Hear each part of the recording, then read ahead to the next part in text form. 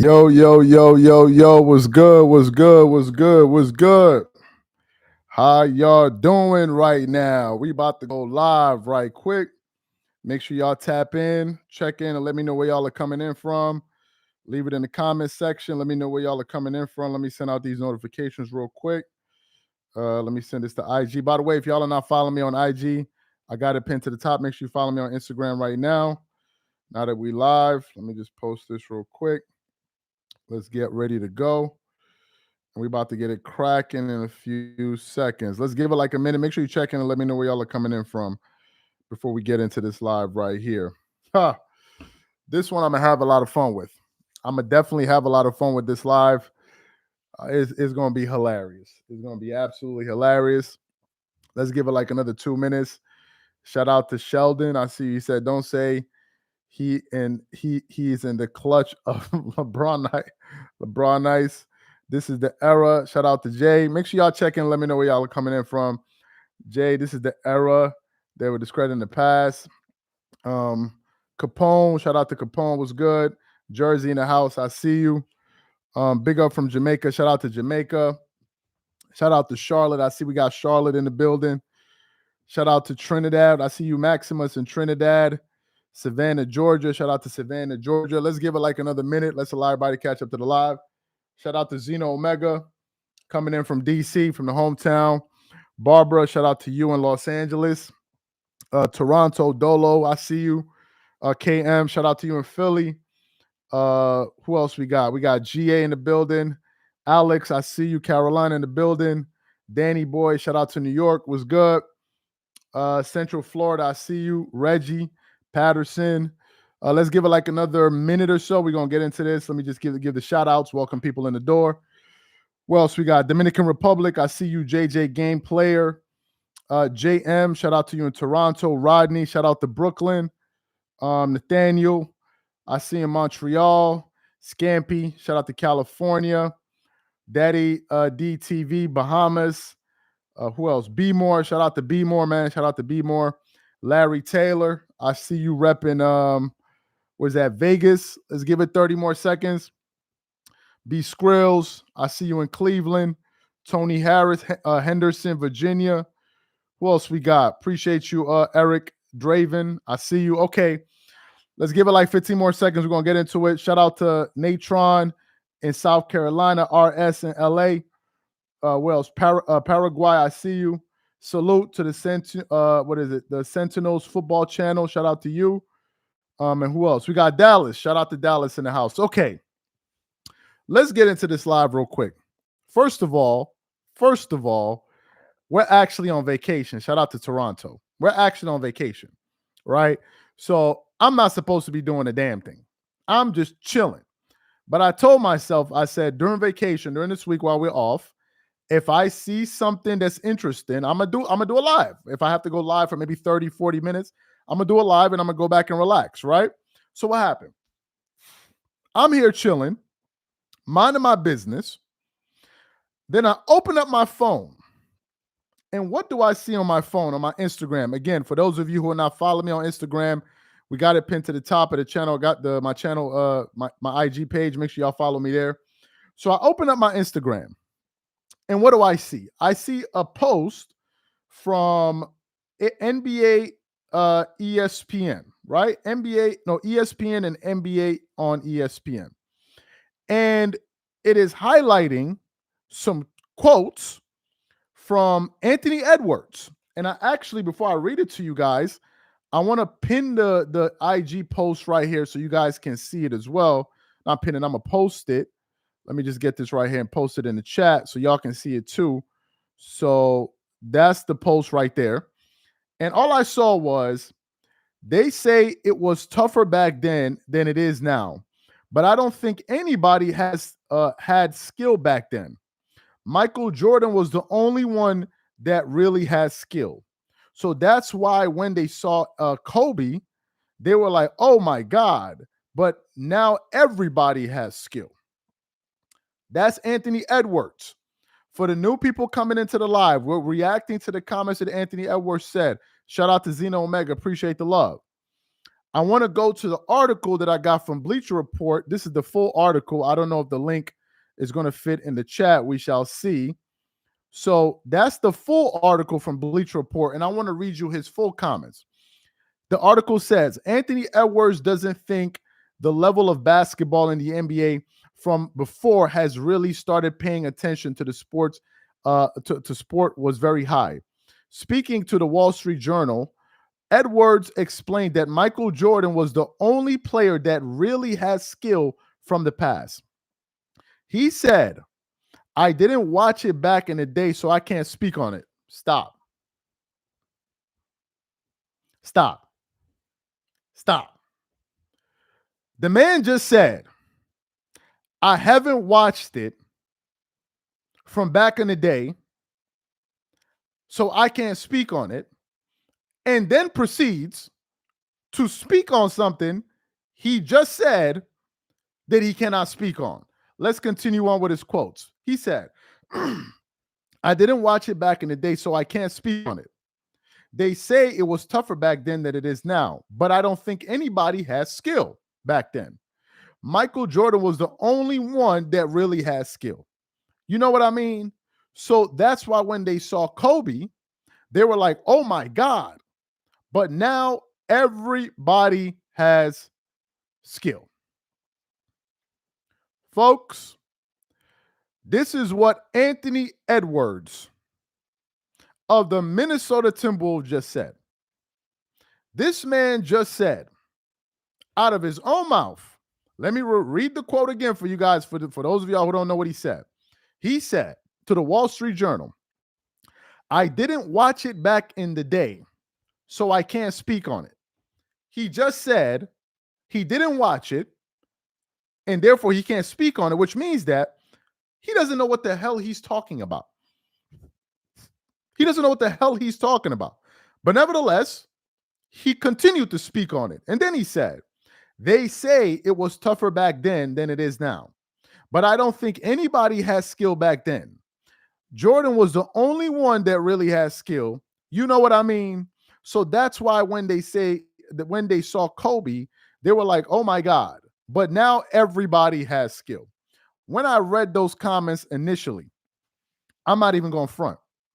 The first thing I said to myself was, I said, I am so happy that it was not my generation that just said this. I'm being honest with y'all. I was actually relieved that my generation were not the ones that came out there and produced basketball players that were this ignorant about their own sport. I was like, thank God this is not my generation, because this got to be one of the most ignorant generations that has ever walked the face. I actually believe this may be in the top 5 in terms of generations that walk the earth.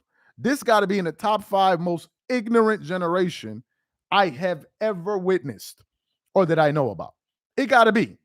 If they held a competition for the most ignorant eras, generations in the history of the world, I'm sure this generation can at least take top 3. They will at least get the gold, the bronze medal. Who says this? Who says this? This is the person that Adam Silver and these dudes were considering making the face of the NBA, a dude that knows nothing about basketball. Somebody just said, I think I read a comment where someone just said he is correct. Okay. Let's get into some basketball history. According to Anthony Edwards, this is the only skill era, or this is the only skill era, or rather, he's saying that MJ and Kobe were the only skilled players in the past. I want to read off some names for y'all from players that came from the 80s and the 90s. And you guys let me know if you think they are skilled basketball players. Y'all let me know. I don't know. Y'all let me know. Let's start off with the 80s. I'm going to give you guys a few names. You ever heard of George Gervin? You ever heard of a player called George Gervin? You know, as we sit here in awe of Kevin Durant, there was a player that was similar to that in George Gervin. You ever heard of him? Have you ever heard of a player? We're talking about the 80s. Have you ever heard of a player called Larry Bird? Has anybody ever heard of a player called Larry Bird? A dude that had no real athleticism, but was dominating the NBA. He was a hell of a shooter, a hell of a rebounder, a hell of a playmaker. But according to Anthony Edwards, there was no players. I continue on. Have you ever heard of a guy called Kevin McHale? Has anybody ever heard of a guy called Kevin McHale? What is Kevin McHale known for? Apart from the fact that he was one of the greatest players to play with the Celtics, what was he famous for? Kevin McHale was known as arguably the most skilled post player to ever play basketball. Let me repeat it once more. Kevin McHale is regarded as one of the most skilled NBA players to ever play basketball in the post. I see people listing out Tracy McGrady. We're not even going. He talking about Michael. I'm not even going to get into Tracy McGrady and none of that. We're going to stick to the 80s. Have you guys ever heard of a player called Magic Johnson? Does Magic Johnson ring a bell to you? Does Magic Johnson ring a bell to anybody listening to this? The most skilled point guard to ever play basketball. Has anybody heard of this dude? Has anybody ever heard of Kareem Abdul-Jabbar? I mean, all Kareem Abdul-Jabbar had was, I don't know, the most unstoppable move in the history of the sport. I mean, that's all he did. Have y'all ever heard of players like Alex English? Have you ever heard of players like Moses Malone? I didn't mention Dominique. I see people putting Dominique. Well, I didn't even put Dominique because people know him more for his athleticism. I didn't even mention Dr. J. I was picking players that actually had skill. Of course, Bernard King and others. Let's go to the 90s. Shout out to the 700 people in the chat. Let's try to get these likes up to 300 likes. Shout out to y'all, man. And make sure you follow me on IG. I got my handle pinned at the top. Let's get to the next list. Let's get to the 90s. Because this dude said there were no skilled players in Jordan's era. Let's go through some names. Have y'all ever heard of Tim Hardaway? Do you guys, for the people that may be confused, do you guys know what Tim Hardaway was popular for? Tim Hardaway was known for having arguably the top 5 handles in the history of basketball. Yes, Tim Hardaway. He was known for shaking dudes out of their soul. Then, of course, you had Grant Hill, who was supposed to be the next Michael Jordan, although he was more of a raw talent. He was more of a slasher, but nevertheless, he was very, very skilled. What about Penny Hardaway? Has Anthony Edwards ever heard of a guy called Penny Hardaway before? What about Gary Payton? Gary Payton, you know the glove? You know the guy that has the most selection for all first defensive teams as a guard, tied with him and Kobe Bryant. Has anybody ever heard of this? What about Dennis Rodman? Who's Dennis Rodman? All Dennis Rodman is one of the greatest defenders to ever play basketball and the greatest rebounder, arguably the greatest rebounder ever. That's Dennis Rodman. Have you ever heard of somebody called Reggie Miller? Have you ever heard of somebody called Reggie Miller before? What about Patrick Ewing? Does he ring a bell to anybody here? What about Charles Barkley? Does he ring a bell to anybody listening?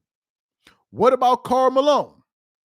Why do they call him the mailman? Because he always delivered. Why? Because he was reliable with that pick and pop and the pick and roll with him and John Stockton and that mid-range jumper, which was pretty much always water. And had he not faced Michael Jordan in the finals 2 years in a row, he would have probably won the championship, at least one of those years. What about Scottie Pippen? Well, all Scottie Pippen is arguably one of the greatest perimeter defenders to ever play basketball. It takes a considerable amount of skill to play defense. which this era would know nothing about. Have y'all ever heard of a dude named David Robinson? Does that ring a bell? You know, the dude that scores 70 points in a basketball game. How the hell do you score 70 points in a basketball game if you don't have skill?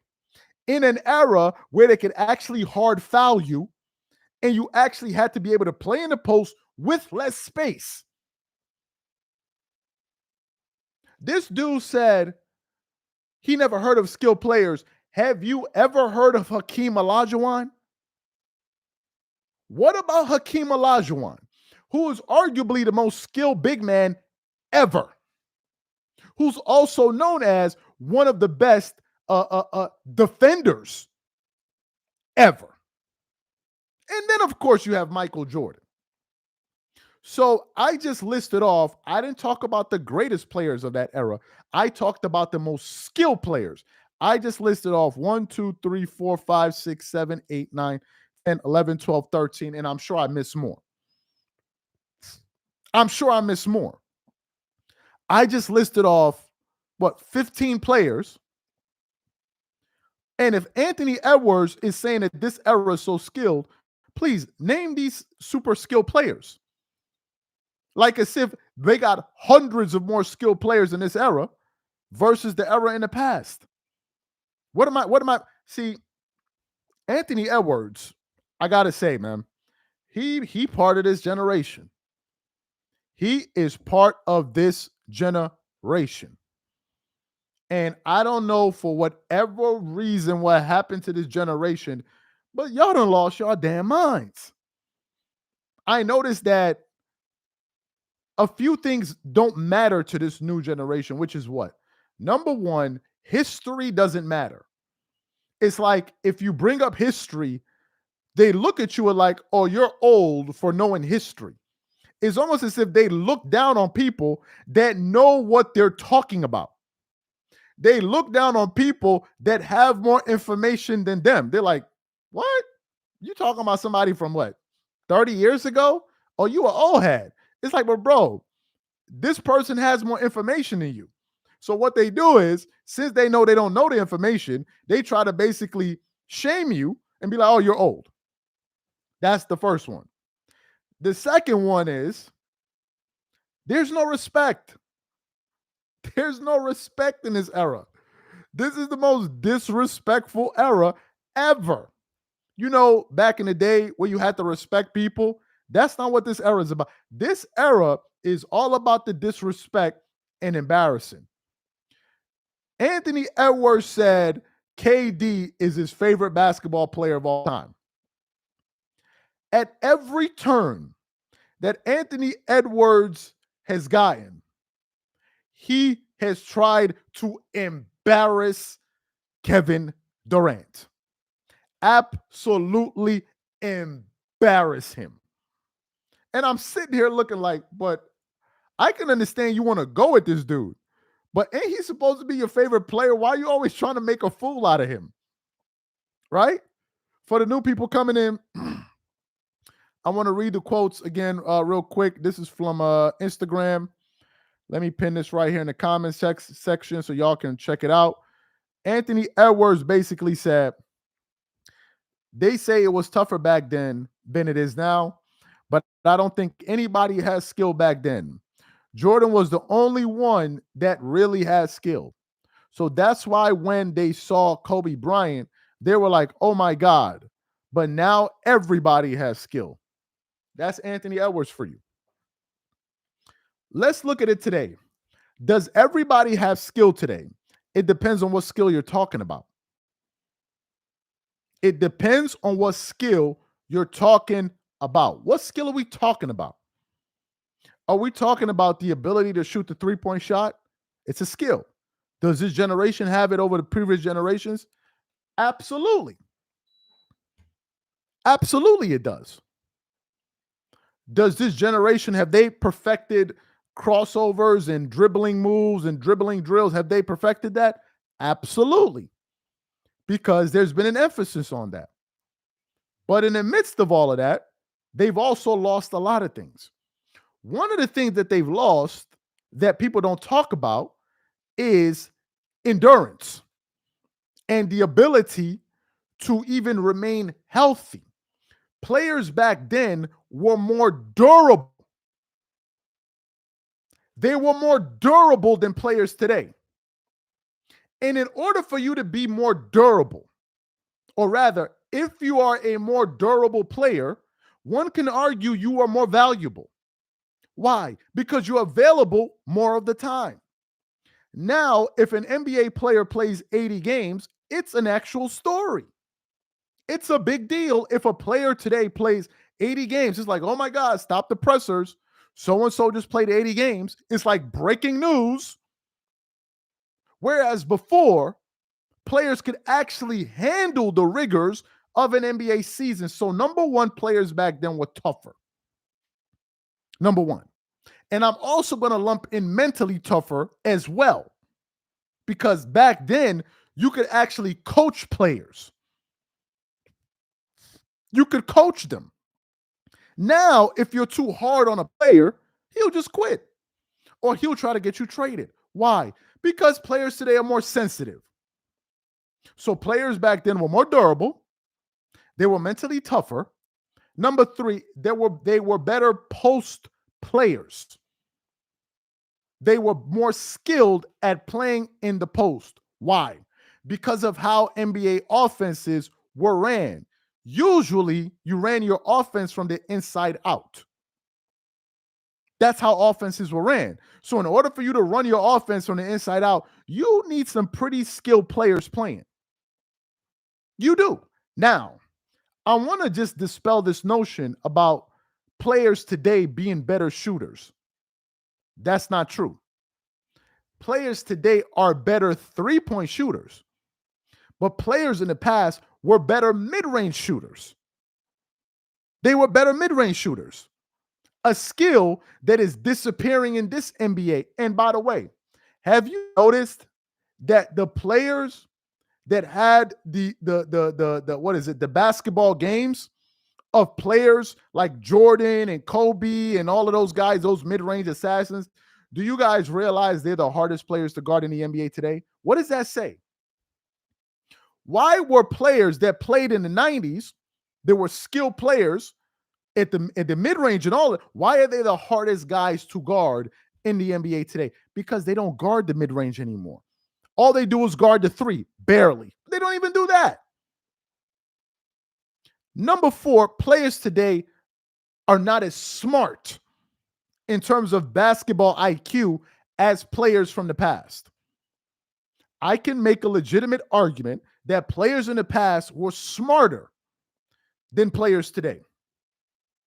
Players today are taught on a fast break, especially when you're doing a three-man weave. What are you supposed to do? Well, you attack the single defender that's back to get what? A high percentage layup. Today, teams are coaching players to run to the three-point line, to take a lower percentage shot based off of the fact that if I shoot enough shots and hit a certain percentage, then I'll score the most points, which means that you're no longer thinking the game. And you will pass up high percentage shots to basically play like a robot and run to the three-point line. And that's why you have seen so many teams lose NBA championships and get knocked out of the playoffs because they thought they were playing smart. The fact of the matter is, one could make an argument that this is probably the dumbest era of basketball we have ever witnessed. Some of you say, but why? How can you say this could be the dumbest era of basketball we've ever witnessed? Because this entire NBA has patterned its game after the Golden State Warriors. The Warriors popularized the three-point shot.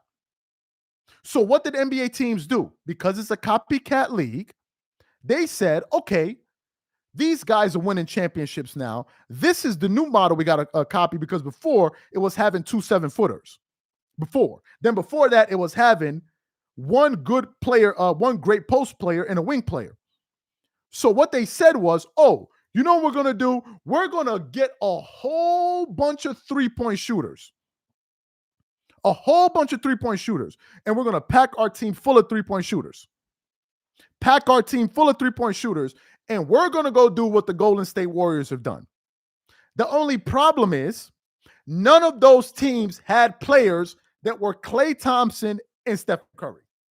That is why the Warriors have been the only team that have won the championship playing that style of basketball. Maybe one example of a team playing similarly to the Warriors was the Boston Celtics last year. But what's the difference with the Celtics? The Celtics can actually defend. They can defend. We're not talking about the 3 seconds or 5 seconds or less Mike D'Antoni offense, where you got to try to get a shot up within the first, I believe, 5 or 8 seconds or whatever the hell it was to get a shot up so you can come back and get another shot up. The Rockets never won a championship playing that style. If you look at some of the other teams that have won, they've actually had big men that they can play inside out with. The Denver Nuggets. I'll give you an example. The Denver Nuggets. Another example, I'll give you the Milwaukee Bucks. I'll give you another example. The Lakers. LeBron ain't no skill guy. They were playing a lot through AD and LeBron. But the Lakers were using their size. They didn't beat the Miami Heat based off of their three-point shooting. So really, this era they've created an entire league that's supposed to be meant to be a copycat of the Golden State Warriors. And now you got everybody shooting threes, playing absolutely no defense. And now the NBA just made it even worse that we're now going to go into a season where I think players, they've gotten rid of, I think, back-to-backs, nationally televised, I think, back-to-back games. So I don't buy that this era is more skilled. Is Anthony Edwards a skilled player? Absolutely. Absolutely he is skilled because he's a two-way guy. He has a mid-range shot. He can hit the three ball. He plays defense, and he's athletic. But there were a lot of players like that in the past. And for Anthony Edwards to be one of the guys that's supposed to be the new face of basketball, and for him not to know that, that's embarrassing. That's embarrassing. Because he don't sound smart. He sounds dumb. Because anybody listening to him knows he doesn't know what he's talking about. Anybody listening to him knows he doesn't know what he's talking about. Everybody knows that. Will people defend him? Sure. I'm sure there's some people that'll defend him. Absolutely. People that want to pacify this current era players. Yes, they will. I wouldn't be surprised if Gilbert Arenas defends. I wouldn't be surprised if he does. I wouldn't be. But to say that Michael Jordan was the only skilled player is crazy. It's crazy. And it shows you, man, that these guys, man, I don't know. We're in a different type of era. Somebody said the 90s is trash. Oh, my Lord. Oh, my Lord. I'm going to take a wild guess. I'm going to take a wild guess and just assume that was a LeBron James fan. Only LeBron James fans be saying this. I'm just going to assume it was one of them. It got to be. Only them. I know Kobe fans are not going to say that. I know Tim Duncan fans are not going to say that. I know Jordan fans are not going to say that. I know Allen Iverson fans are not going to say that. I know Tracy McGrady fans are not going to say that. I know Kevin Garnett fans are not going to say that. We already know who said it. We already know who said it. Like, it's so obvious. It is so obvious who just said that. Like, what are we doing? This man actually said, for the new people that just came in, I want to read the full quote. Let me pin it here in the comment section. This is from Bleacher Report. This man said to the Wall Street Journal, he said, speaking to Lane of the Wall Street Journal, Edwards explained that Michael Jordan was the only player that really has skill from the past generations. He said, I didn't watch it back in the day, so I can't speak on it. Can we stop? The man just admitted that he didn't watch basketball, but yet he has opinion on something that he knows nothing about, apparently. And after we continue reading his quotes, we will know he knows nothing about what he is talking about. But nevertheless, Anthony Edwards confidently continues to talk. What does he say? He says, they say it was tougher back then than it is now. He said, they say. It's not like as if I saw. He said, they say. Let's continue on. But I don't think anybody had skill back then. Stop.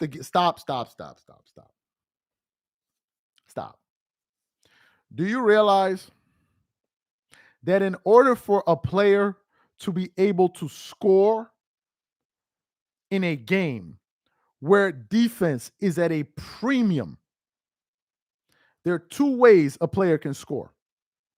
In a game where defense is at a premium, only two ways. Only two. The first way is with your raw physicality.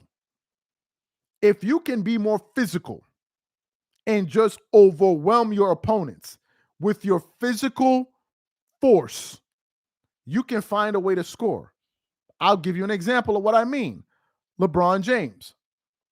LeBron James is not, when we look at skill players in the history of basketball, he's not somebody that comes to mind.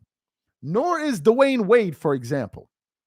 But if you look at LeBron James, his physicality, his physique, the fact that he's so big and he's so strong and he's so fast and he's ambidextrous, he uses his natural ability to basically bowling ball his way down the lane and dunk on people.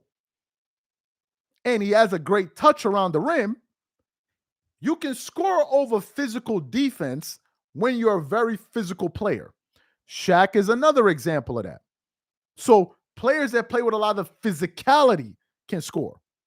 But if you don't play with a lot of physicality, or you can't necessarily overwhelm your opponents with physicality, you got to be skilled.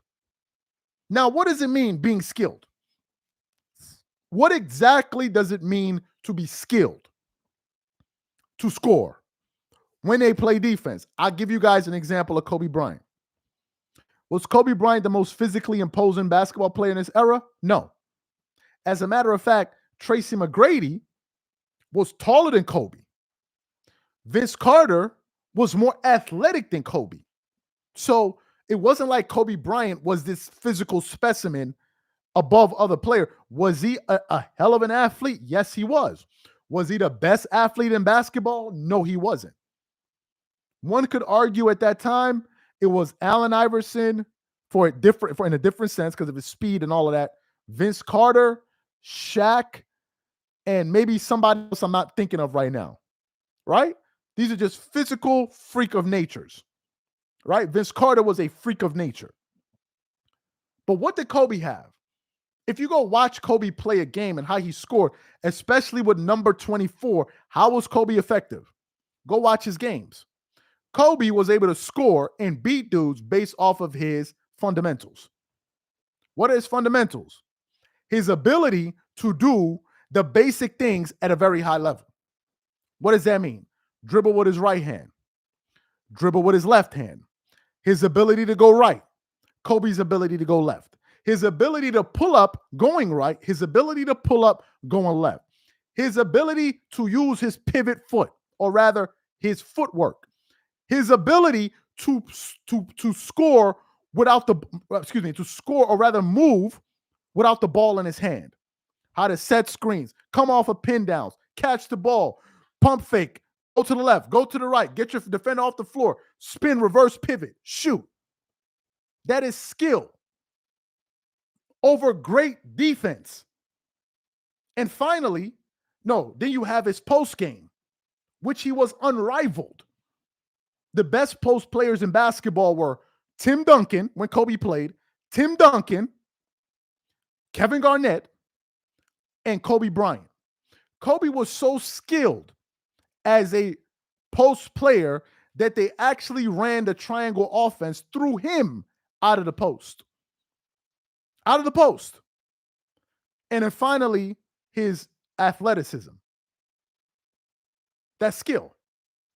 But there were players before him. Dirk Nowitzki was another one. Dirk was tall as hell, but he was skilled. He was skilled as hell. So for Anthony Edwards to say that, who did Kobe learn his skill from?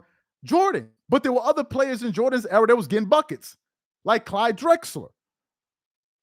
So for you guys to say that the 90s was trash, I mean, to say that the players in the past didn't have skill, it just shows his ignorance on the issue. It's not that, he's exposing the 90s and the 80s, is that he's exposing his lack of basketball knowledge. And any basketball player above the age of 35 to 40 years old or above that agrees with Anthony Edwards is a troll. I don't care who you get. If you are an NBA player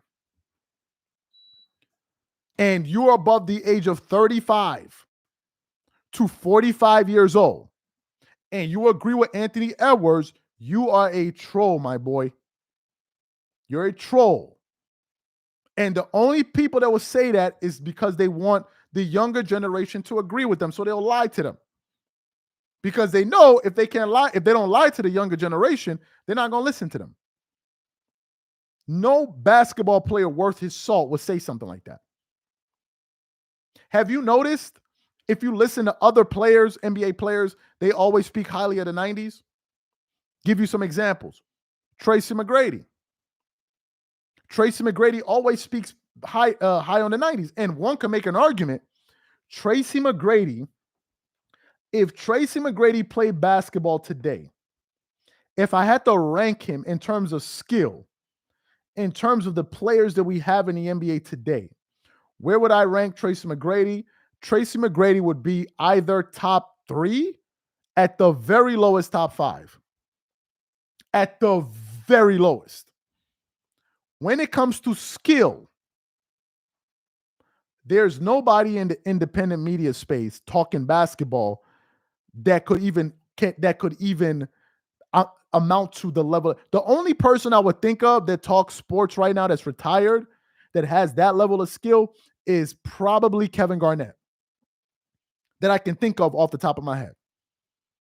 Probably Kevin Garnett, because Kevin Garnett was a monster.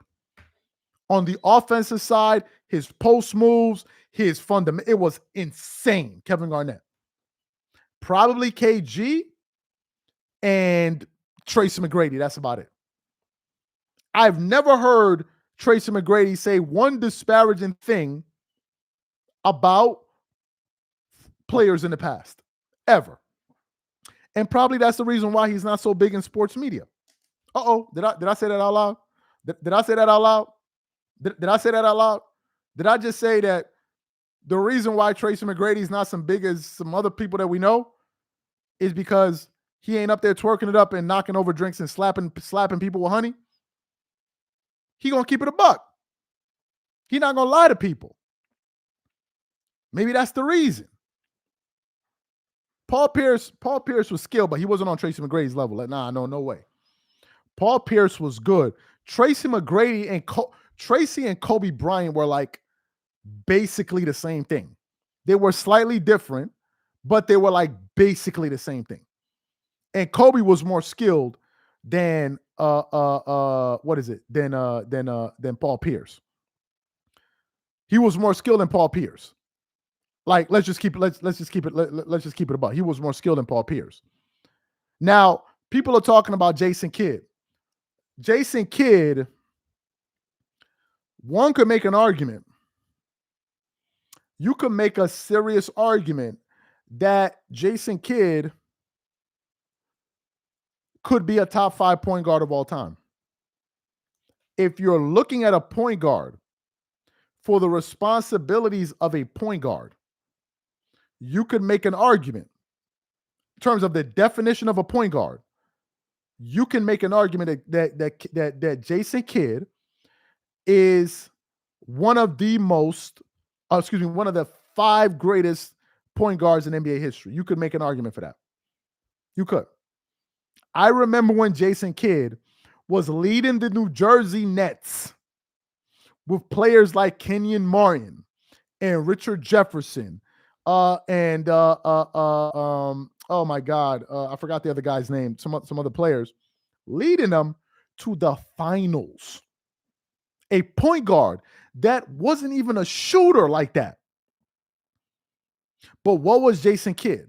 He was a hell of a playmaker. Arguably, he was probably the best point guard in the NBA when he was playing in his prime. You had Steve Nash, Kerry Kittles. That's the guy. Kittles. That's the guy. Kerry Kittles. That's the guy I was thinking of. Kerry Kittles. Kerry Kittles. You're right about that. That's the guy I was thinking of. He has like a slim face. Kerry Kittles. Yeah. But then he evolved into being a great three-point shooter as well as being a great defender and being a great point guard. So in terms of a point guard, you could make an argument for him. You could. You could make an argument for Jason Kidd being higher than Chris Paul. You could. Because I cannot definitively say that Chris Paul is definitively a better point guard than I cannot definitively say that. Are they close? Yes. Is Chris Paul one of the greatest point guards ever? Yes. Was he also a great defender? Yes. The difference was he was a better shooter than Jason Kidd. That was the difference. And maybe the difference between them is the fact that Jason Kidd has a championship. So Jason Kidd, in terms of skill, absolutely. But I didn't really include him in the 90s because he came in the later draft. People are talking about Allen Iverson. Allen Iverson's skill, I put Allen Iverson in the same bucket I put Shaq or a Vince Carter. These are physical freak of natures. Literally. Shaq was at one end of the spectrum in terms of his freak ability with his size, because Shaq was both big as hell, but he was also quick, which is crazy for a dude well over 300 pounds to move the way that he did, that could run a break. He could pass very well out of double teams. He had great court vision. And if you played him one-on-one, he was going to destroy you. Matter of fact, if you played him two-on-one, Shaq would guarantee teams would actually make sure they had 3 centers on their roster just to use up all the fouls on Shaq. 2 to 3 centers. Just to use all the fouls on Shaq. So Shaq was at one end. Allen Iverson was something different.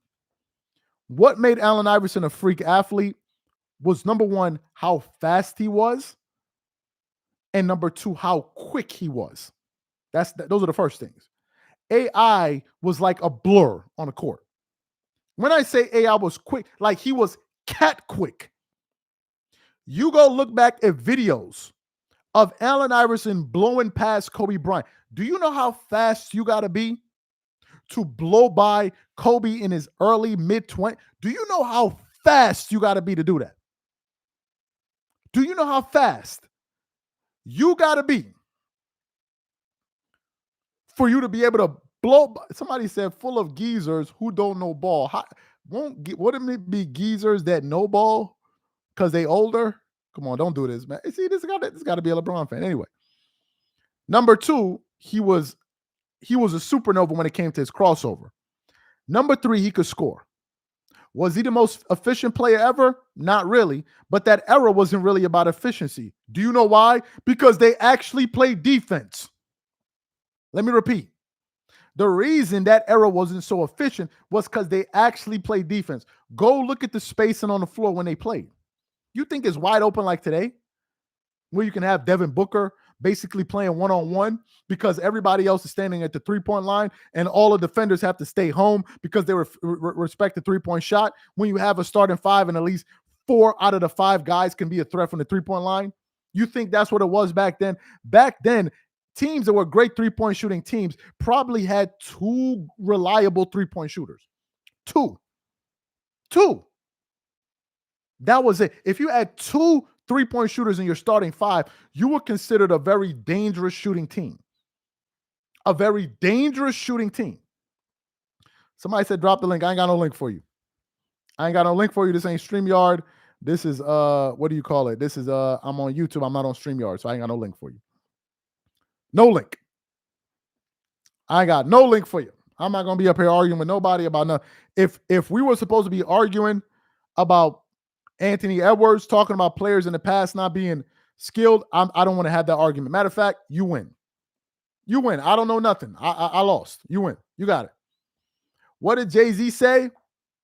A wise man once said, don't argue with fools because from a distance you can't tell who is who. I would be a damn fool arguing somebody that decided to take the opposite or rather support Anthony Edwards' comments. I would be a fool. So you got it. If you believe what Anthony Edwards says, you win. You got it. You got it, champ. You got it. The Anthony Edwards mic comparisons can stop as well. I think the Anthony Edwards Michael Jordan comparisons are based more on the fact that the NBA is desperately looking for a new face than it being a real thing.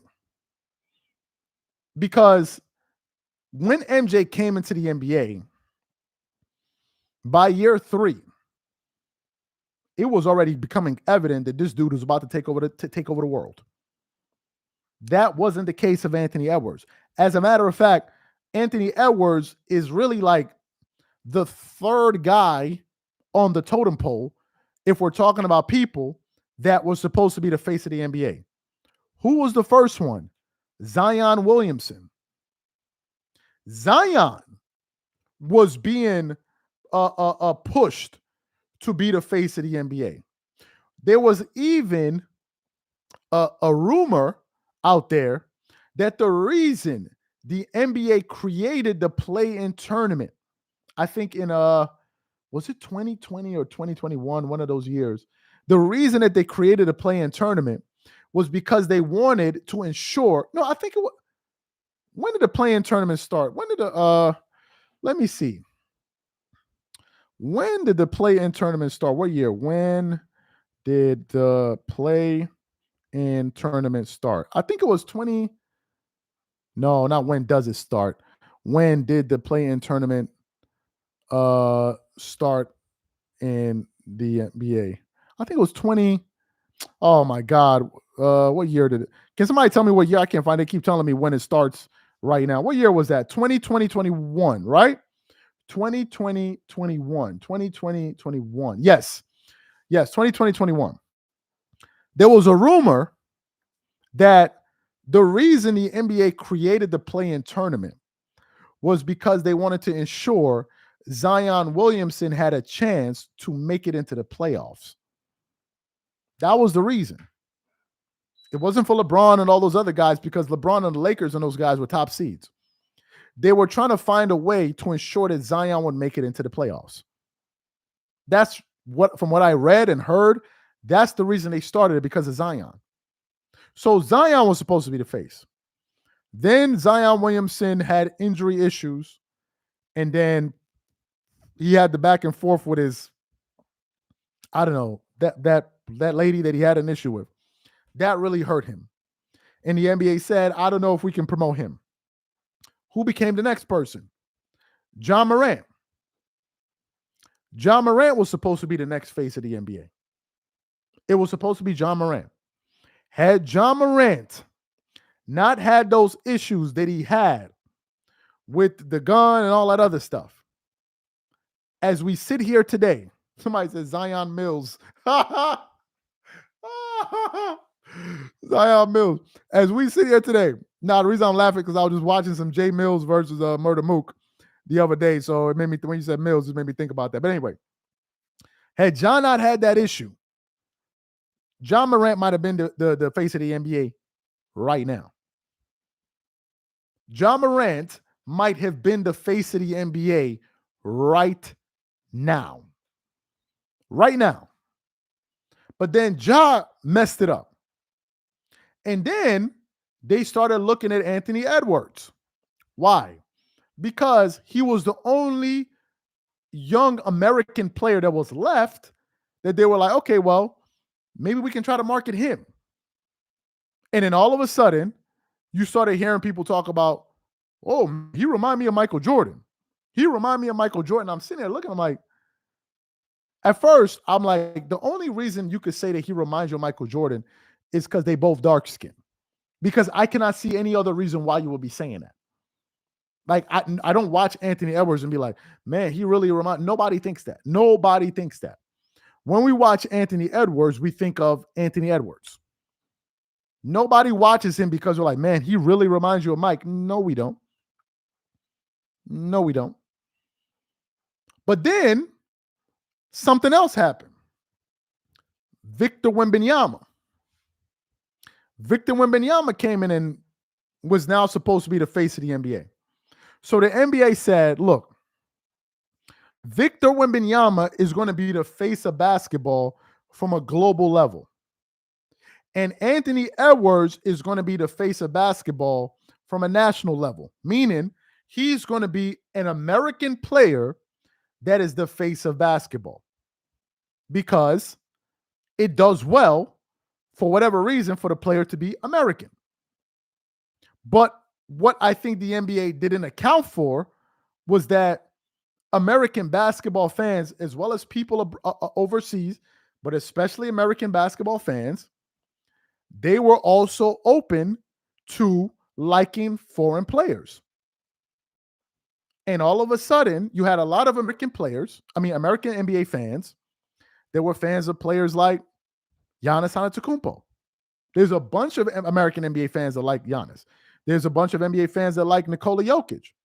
There's a bunch of NBA fans that like Victor Wembanyama. So now, when we think of face of the NBA, I don't think it's the same thing. Anthony Edwards may be one of the faces, but the face, I think John Morant had a better chance of being the undisputed face of basketball before Anthony Edwards. That's what I think. Somebody said no one rock with Giannis like that. Not really. Not really. There are a lot of people in media that rock with Giannis. There are a lot of people from Milwaukee that rock with Giannis. There are a lot of people that rock with Giannis. Not really. I'm not sure who these people are that don't rock with Giannis. I don't know who specifically we're talking about. But there are a lot of people that rock with Giannis, just like there are a lot of people that rock with Luka. There are a lot of people that rock with them. So I'm not sure about that. I think all of these guys got fans, man. Luka is the perfect face of the NBA today as a global presence. I don't know. We shall see. We can't forget about SGA and all. Yeah, I think SGA is because of his market. I think it was because of his market. I think if SGA played for the Lakers, if he played for the Miami Heat, if he played for the Knicks, I think then you could make a serious argument for him being the face of the NBA. I think you could make an argument because you got to play in a big market too. You know, you got to really play in a big market. But in terms of a personality, in terms of a player, he can do it. But John Morant, the reason why Ja or maybe Anthony Edwards work is because they have the attitude. They have the flair. They talk. You know, they're gonna make it, they'll make expressions and all of that. They love that. You know, NBA fans love that. Jordan had that. Kobe had that. LeBron had that. Players that are expressive. For instance, if you look at Kawhi Leonard, when he won the championship in 2019, he wasn't really scarling and all of that. Like, so yeah, people was like, son is nice, but he didn't give you that same emotion. Like when Kobe hit the jumper, he's popping his jersey, or LeBron is doing like this and doing like that, or John Morant is screaming and all that. That also plays into it. Anthony Edwards is another person that plays into it. So, you know, I think SGA, will he be the face? Maybe if he goes to another team, you know, unless he does something like what Jordan did, goes to the Chicago Bulls, goes to a failing organization, and probably makes the greatest dynasty or the most memorable dynasty in the history of the sport. Greatest, you could say probably the Celtics, Lakers, but in terms of the most memorable, I think it's the Chicago Bulls. I think the Chicago Bulls are the best thing the NBA has ever had. And I don't think it's close. I think the Chicago Bulls are the best thing the NBA has ever had. There's nothing like the 90s Bulls. Nothing. Magic and Bird were really something else, but it was nothing like the Chicago Bulls. Absolutely nothing. I'll give you an example of what I mean. Even if we talk about some of those Lakers dynasties, Dylan Brooks is the face of the league. Appreciate that. Even if we look at the Celtics dynasties or what is it? The Lakers dynasties with Magic and all of that. It doesn't have the same feel as the Chicago Bulls in terms of even culture right now. If Magic Johnson makes news, he may make news, but he's not going to make news the way Michael Jordan would. If we found out Magic Johnson had an issue with one of his teammates, maybe Kareem, yeah, it would make news, but it's not going to make news the way Michael Jordan having an issue with Scottie Pippen did. It's not. The Chicago Bulls were like a phenomenon because they swept the entire world. And then you mix in the fact that you have this team, this winning championships in a historical fact, basically just ringing off three-peats. They go through an 8-year stretch where they don't lose more than 3 games in a row. That is insanity. That's insanity. To go 8 years as a team and never lose more than 2 games in a row, that's insane. That's unheard of. That will never be heard of again. That will never happen again. That will never, ever happen again in basketball. We will never see a team go for 8 years where they only lose no more than 2. It will never happen again. There's no player that has been capable of showing that they can do that in this. There's none. You had that. Then you had the fact that you had a guy who was the biggest sports icon, arguably in the world, who had a sneaker that became a phenomenon unto itself. It's like you had Michael Jordan, and then you had his sneakers, and then you had the Jordans, and then you had the Bulls. You had all of these things working together. Then Jordan retires for a year to go play baseball. Then he comes back. Where have we ever heard something like this before? Then the guy comes back, and usually when people come back, they can never get back to where they were previously. But what does he do? He comes back and wins another 3. Another 3. Let me explain to you how incredible that is as a sports accomplishment in basketball. Let's put it this way. In the last 35 years, going on 4 decades, there have only been 2 teams, 2 to three-peat. And Jordan's team did it twice. Let me repeat.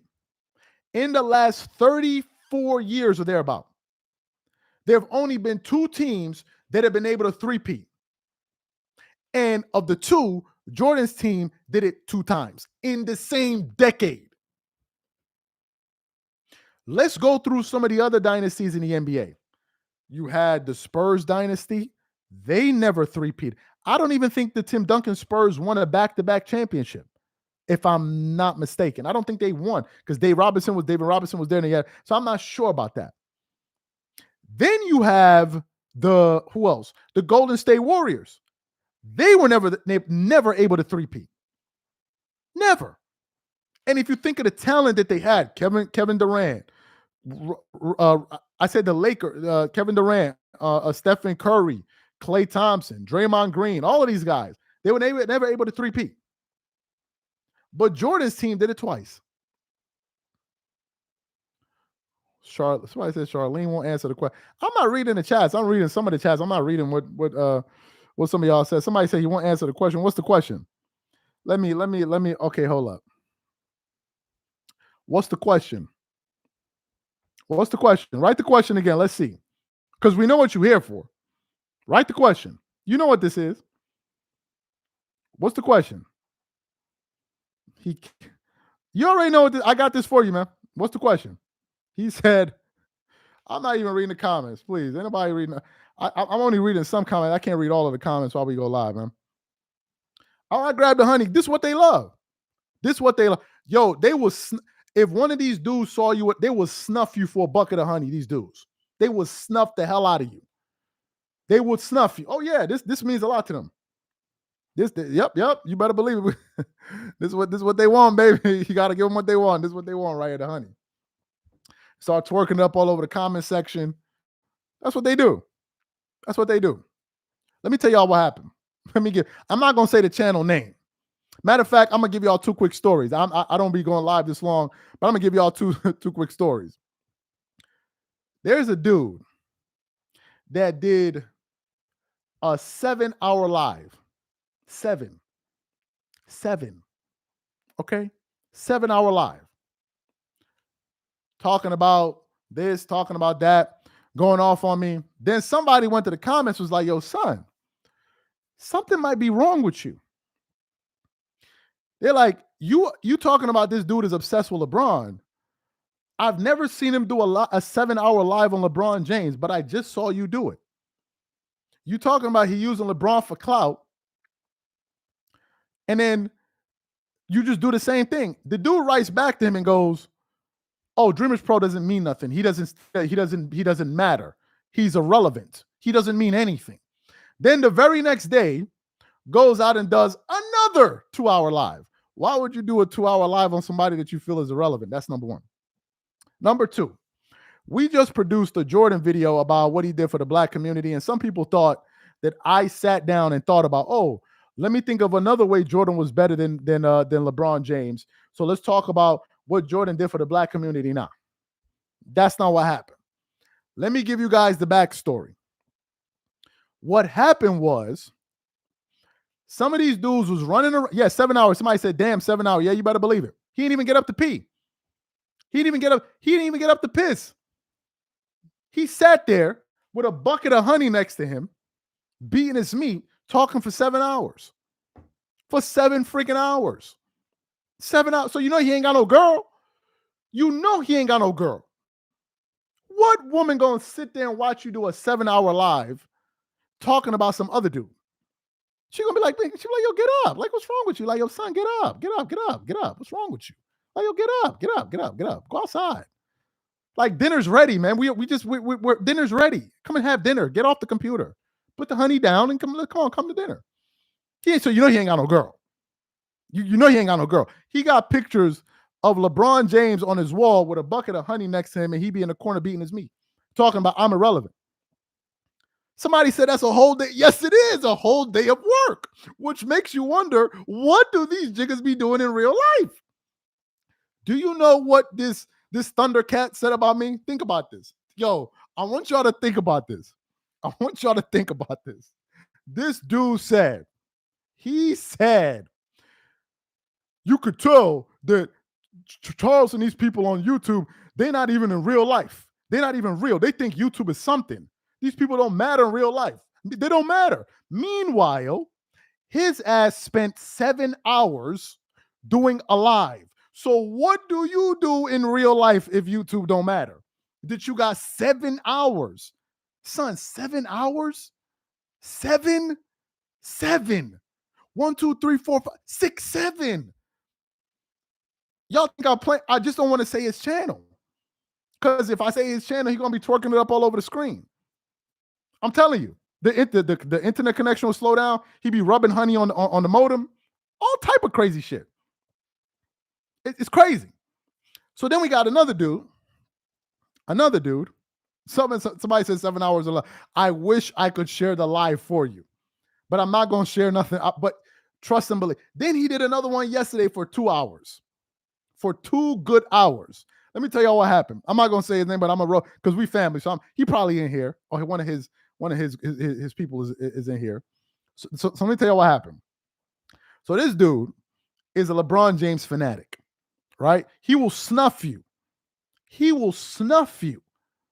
If you say something disrespectful about, like, he really about that LeBron James life. Like, he don't play. He do not play. Right? He had a friend that he used to go, nah, come on, son, you spilling the honey in the comments. Hold on. So what happened was, he then got a friend that he used to go on his channel who has another basketball channel. And he's a LeBron guy, right? So they're LeBron friends. And they go on the channel and they argue about LeBron.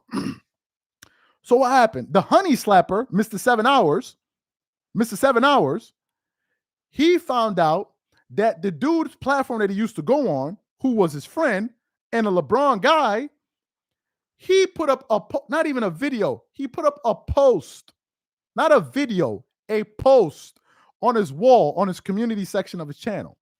And he wrote a paragraph saying that I didn't like that LeBron James did this, LeBron James didn't do that, LeBron James didn't do this, LeBron didn't do that. You know what happened? Mr. 7 Hours then starts calling that dude a clown. Yes, and they were friends. He starts calling him a clown for having one negative opinion on LeBron, who he likes. He has LeBron as the second greatest player of all time, and they have a fallout. He said, you're a clown. He told him, Mr. 7 Hours. He told his friend that, how can you say something like that about LeBron James? You're a clown. He said, you're doing what Dreamers Pro's doing. And the dude was like, but listen. I've always said nice things about LeBron.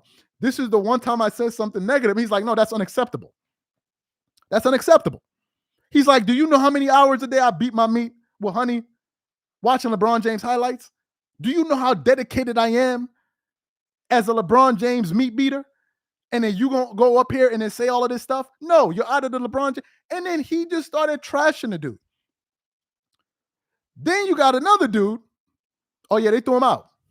Then you got another dude who did a video talking about Michael Jordan fans and LeBron and Kobe fans don't like LeBron because he stands up for the black community.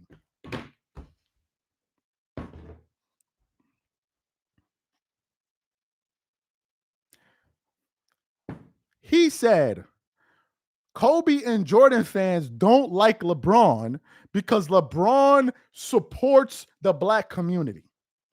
He then said, don't get it twisted, that even if these guys like Jordan, like Kobe, and because Kobe and them are black, that could still mean that they are against the black community. So I then asked myself, I said, so you that likes LeBron, could it not also mean that you're against the black community because LeBron is black too? That's impossible. Because according to these dudes, LeBron is the only athlete that really gave a damn about the black community. That's where we got the idea for that video. That's where we got the idea. So the people that were commenting in the comment section were embarrassed LeBron fans. They were like, oh my God, you really did this? Oh my God, you really did this? Knowing damn well they were the ones that were bringing up this point. Because I never heard a Kobe fan make the argument of, oh, LeBron is ahead of, and on top of that, Kobe did more for the black community. I've never heard a Kobe fan say that. A Kobe fan never brought in race when it was talking about LeBron and Kobe. A Jordan fan never brought in race. It was LeBron fans. So we did a video reacting to their madness. That's what we did. So that's the backstory. He said, sounds like it is a cult. I just told you the guy was choking the chicken for 7 hours with a bucket of honey sitting next to him. He didn't go out. He didn't pee for 7 hours. He didn't eat for 7 hours. He was dedicated to LeBron for 7 hours.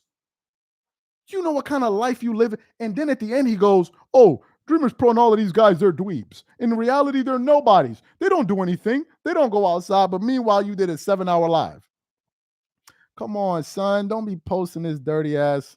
Come on. What are you doing, man? You dirt. Come on, man. Now we're going to have to spray some raid in the comment sections, man. How are you going to put that up? Okay. Stop saying that, Dusty. Stop saying his name. Come on, man. Like, what are y'all doing? Don't say his name. Don't say, let him go build his own audience. He know who he is. He know he's now beefing with other LeBron fans because they're not dedicated the way he is. They're not dedicated. You gotta love. The dude asked him, he said, okay, look, Mr. 7 Hours. Since the year 2020 to right now, has LeBron done anything in your eyes that was wrong? That's what he said. He said, has LeBron James done anything in your eyes in the past 4.5 years that you think is wrong? Do you know what he said? He goes, let me think about it. I don't think he's not done anything wrong. That's what he said.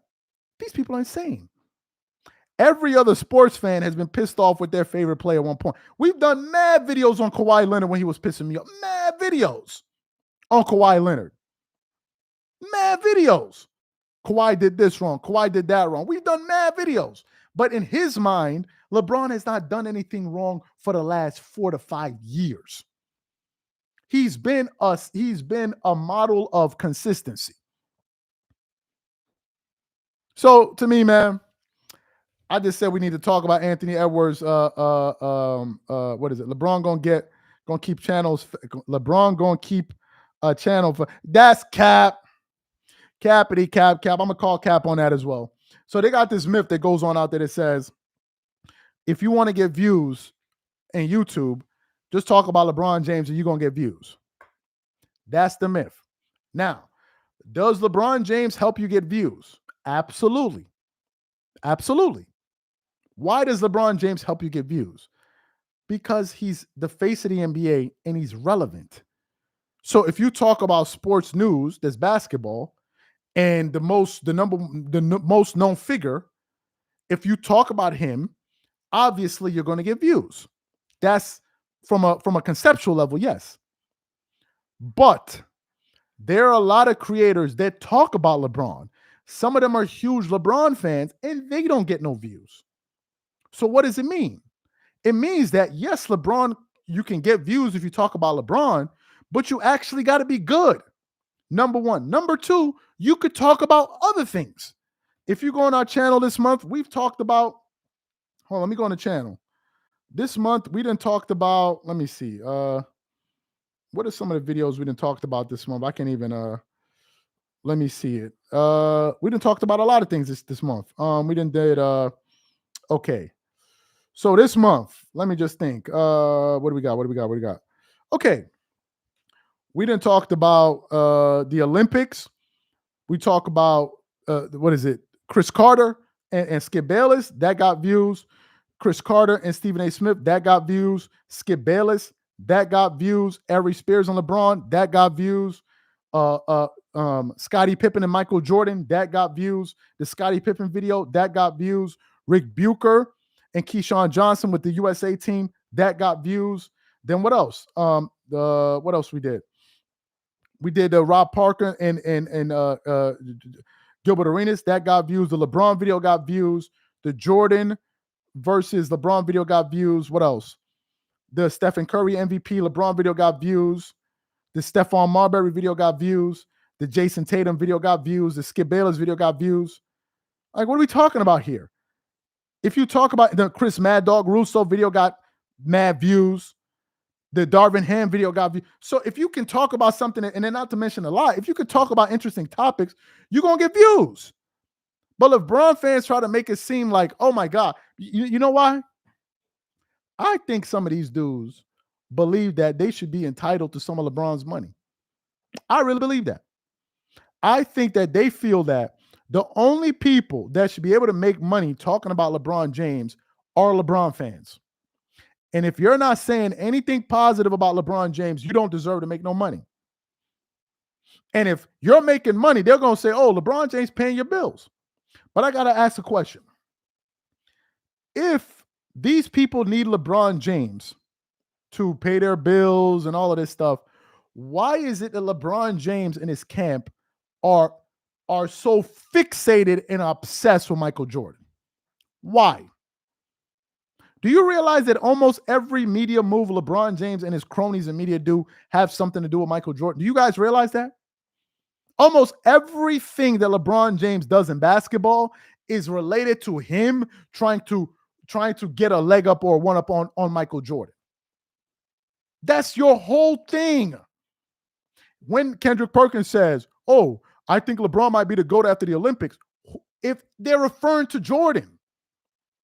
So LeBron has made his entire career out of trying to chase one dude, and he won't leave him alone. Jordan's biggest stalker is LeBron. Michael Jordan's biggest stalker is LeBron James. Everything he does is about LeBron, about Jordan. Everything. Nick Wright wouldn't even be who he is had he not gone to Undisputed in 2017 and said, "Oh, you know, in 2016 is when LeBron James." That's Nick Wright's. That's how he got his career kicked off. He was trolling Michael Jordan, Shannon Sharp. When he was on Undisputed with Skip Bayless, he started really making a name for himself because he said, "Oh, LeBron is better than who? Michael Jordan." So all of these guys, their reference points is Jordan. But then they act like LeBron, people need LeBron. They asked me another question. Why don't you talk about Kobe Bryant more? Why don't you talk about Michael Jordan more? The simplest reason why I don't talk about Kobe is this, because I'll be seeing it in the comments, but I can't respond to it. So I'm going to respond to it right now. What news has Kobe Bryant made for me to be talking about him? What news? What news? What new thing can I say about Kobe Bryant that you guys don't already know? What new thing? If Kobe was playing basketball, or if he was alive and making news, then absolutely, because there's news. What am I going to say? Kobe won 5 championships? What am I going to say? Kobe led the league in scoring 2 times? What are we going to do? We're going to do a video of how many jump shots Kobe Bryant hit? So they're being disingenuous when they ask that. They know there's no Kobe news. You think if Michael Jordan was playing in his prime, you think I'll be honestly sitting here talking about some damn LeBron James? LeBron is the face of basketball. So that's why we talk about him. When LeBron retires, we're going to talk about somebody else. And guess what? If we do talk about LeBron, it will only be relevant if we're comparing him to Michael Jordan. If we're just talking about LeBron on his own, it's okay. So what? But if we talk about LeBron in comparison to Jordan, then people listen. LeBron based his whole career on Jordan. His whole career. He even stole the dude's number. The dude stole MJ's number. And LeBron fans talking about why you obsessed with Jordan? Why is LeBron and his fans obsessed with Michael? He stole his jersey. He was so unoriginal. He's like, you know what, man? Give me Michael Jordan's number. He stole his number. His number was 23. And then he's going to say lies. Oh, my Lord. He stole his number. Somebody said Allen Iverson is the historical face of basketball for Black people.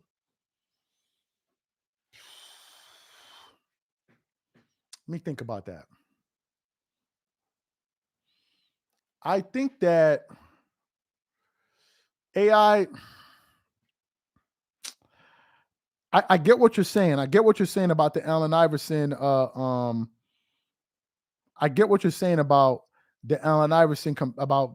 I get what you're saying because he kind of brought the hip hop culture into the NBA. So to a certain extent, I understand that. I think